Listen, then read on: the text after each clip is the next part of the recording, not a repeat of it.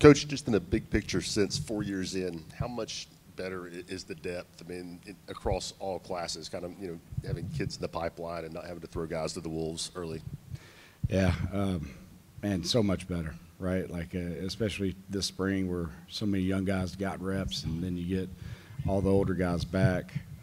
One, it helps you with your older guys. You can plug in young guys and get them reps, and the team doesn't suffer. They can function and they can go and do the job, and it helps them continue to grow. And them moving up helps guys that have just gotten here, like Bennett Warren and Lance Hurd, and those kind of guys still get reps, and it just makes life a lot easier, for sure.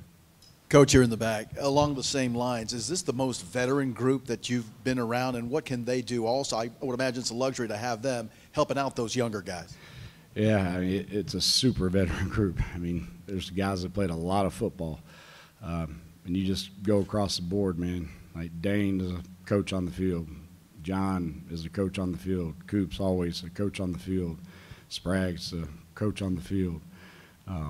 Dre is even in his second year become a great coach on the field. Like it's just, they know it so well, and they're helping bring those young guys along. Glenn, when you got here compared to now, and I know you had Darnell when you got here, but just the number of tackle bodies that you currently have versus when you got here. And can you talk about, as an O-line coach, how much easier it is for you to practice, how much easier it is for you to probably just do your job knowing, like, hey, we got some quality depth there at that spot? For sure. Because, again, those guys have gotten reps and having the depth, man, it just helps not only us, but it helps the team, right? You can just practice and you can put guys out there when you don't need to necessarily vet guys, and we can still continue to go and function. It'll help us when we get to the fall that, man, hopefully you're rotating guys and, preparing them for the next year, and also helping guys last for what's hopefully a very long season. What's been the benefit of having Parker Ball on the staff as a graduate assistant? Man, because he's the smartest guy in this building. Last year, he's loved him as a player. He was already a coach in making. He got with John every Friday and studied tips, and man, he's just picked up where he's left off. He's been in it for 3 years, so he knows it inside and out. And I mean, the freakiest, smartest human being walking the planet, and keeps me correct. Like, we'll be sitting in the meeting room, I can just hear him go or like that. I just hear a Parker noise, and I know I misspoke, and I'll correct it. And then if I don't, he'll jump my butt and get me corrected. But he's awesome, man. He's gonna be a way better coach than I ever could have been. Glenn, where are you at in terms of finding a second center behind Cooper, some insurance there? Who are some of those guys working there, and how comfortable do you feel at this point? Yeah, man, it's awesome because we got great competition. Bison and Sat probably are taking the most of those reps and competing. Sat's come along at a high rate. Bison's improved in a ton of areas. Max Anderson, Jesse Perry have also taken some center reps. You always have Dane, as if a bomb went off, he did it last year if he had to. But we're doing a bunch of different guys, and we're in day 5 of camp, got 2 more weeks. Let the competition kind of sort itself out. What have you seen from John Campbell when he's gotten work on that right side and making that transition from left? Man, really good. And you can tell the guy put in a ton of work this offseason. When we were on breaks, he's always sending me videos of him doing work, getting sets, asking for critiques. Is a meticulous note taker. So he's, in my opinion, looked flawless, right? Like, just done a phenomenal job, and all that credit is due to him.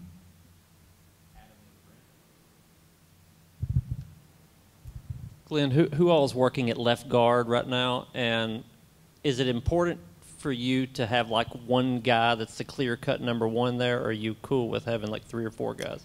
Man, I think you always let the competition sort itself out.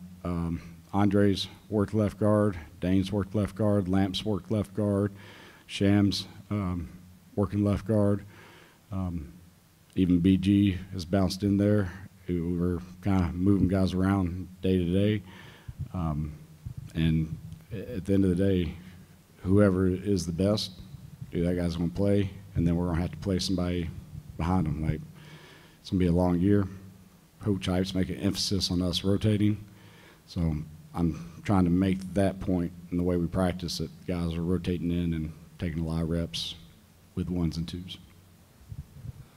Yeah, with a veteran group, how do you manage them this month? Because obviously Cooper, all those guys you mentioned right off the top have played a ton of snaps. How do you manage workload for them? And then as a line coach, how comfortable are you with rotating players in game?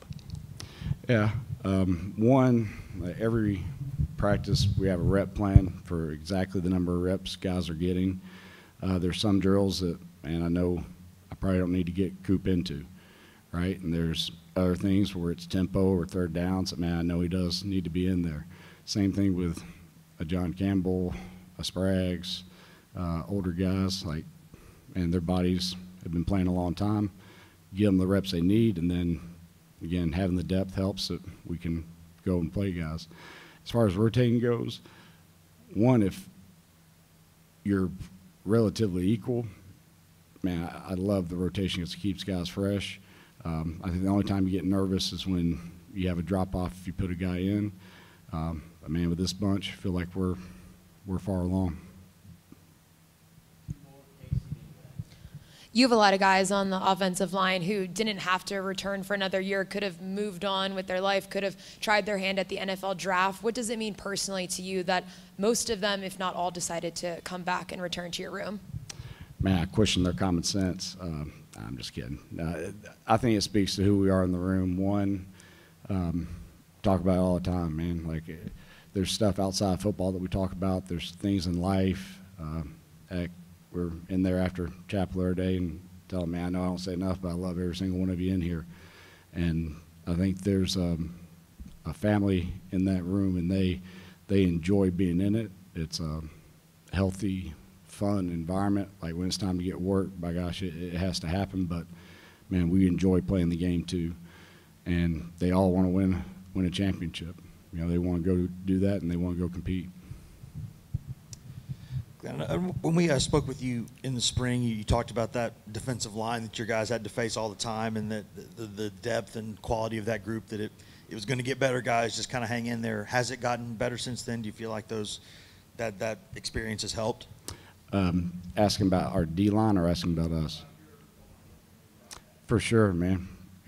Iron sharpens iron. I feel like we've gotten better. They've also taken steps. Like, it's a great defensive line, man. You get to go against those guys every day in one-on-one pass rush or any drill, honestly. It helps you grow. I do think our young guys have taken big steps. Now getting some of the vet guys back, like, that's going to help prepare them to be ready to roll in the season. Awesome.